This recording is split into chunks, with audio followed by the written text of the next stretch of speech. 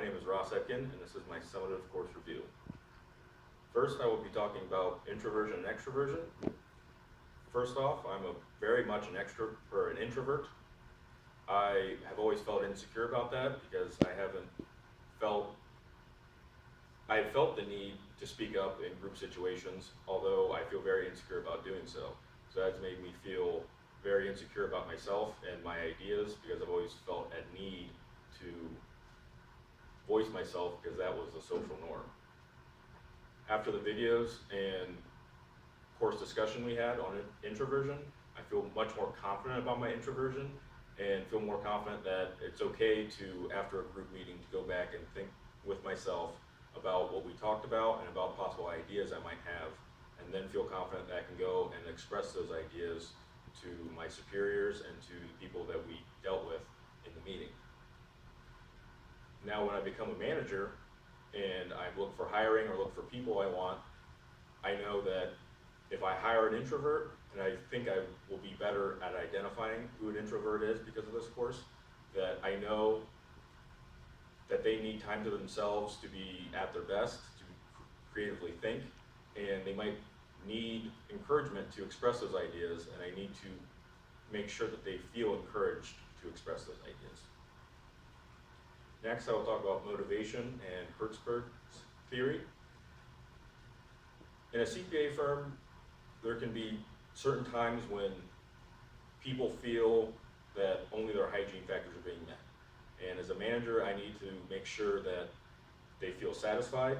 and that goes way beyond their hygiene factors such as pay, working conditions, and their job security. For example, in, say, an internal audit,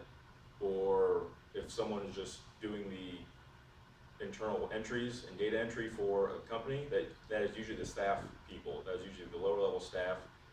and they do the data entry, they put together the financial reports, and then that is sent up to the higher ups of the company, the managers and directors, and from there they talk to the clients about what those numbers mean and what possible actions they can take according to those numbers. This leaves out the staff members when they think about a sense of responsibility and job ownership, because they're left out of the decisions that are being made based off the work they have done. So if I'm a manager, and even if I just have a conference call, I can have my lower level staff people in there with the call with me, so they can feel a sense of ownership and they know that their work is being respected and is being put to good use by the manager and the client. Next, I'll talk about groupthink. And I have been very susceptible to groupthink throughout my professional life so far, and that's partly because of my introversion. But now that I know that groupthink is, and I have an identifier for it, and know that it is generally seen as a negative concept, I can get away from feeling as though me going against groupthink might be seen as, negative from the group perspective, and I can feel less insecure about my potential ideas going forward in a group. Because I used to feel that my ideas might get shot down, that they might not be as good as other people's ideas, and I was always afraid of that, and always assumed that the ideas of the group were more valid than ideas of me individually. So now that I know I can identify that, and as a manager, I can go forward in a CPA firm, I can avoid that there could be previous ways of doing depreciation, like we talked about in class, and there are,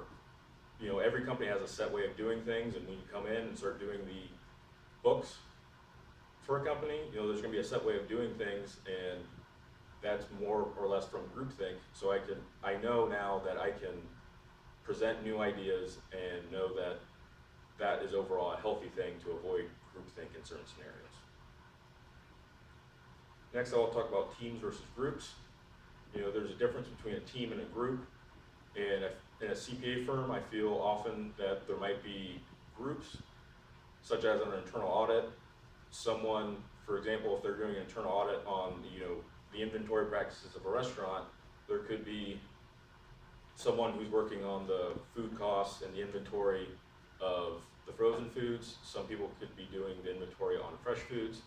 and other people could be doing the inventory on, say, beverages.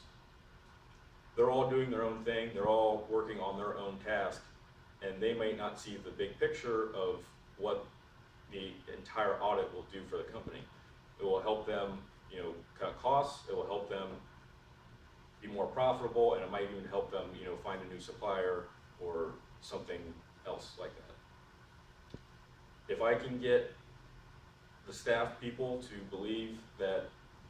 them together are trying to reach a goal of helping that company, of making sure that client gets the most value for what they are doing, that will move them from a group to a team. If I can make them believe that they are all working towards one goal, even though they are accomplishing separate tasks. And if I can do that, I will get more ownership, and it will also be a positive motivator, going back to Hertzberg's theory, and they will have more job satisfaction because they know that they helped not only the CPA firm, but our client be more profitable and get more money. And that is all for my summative.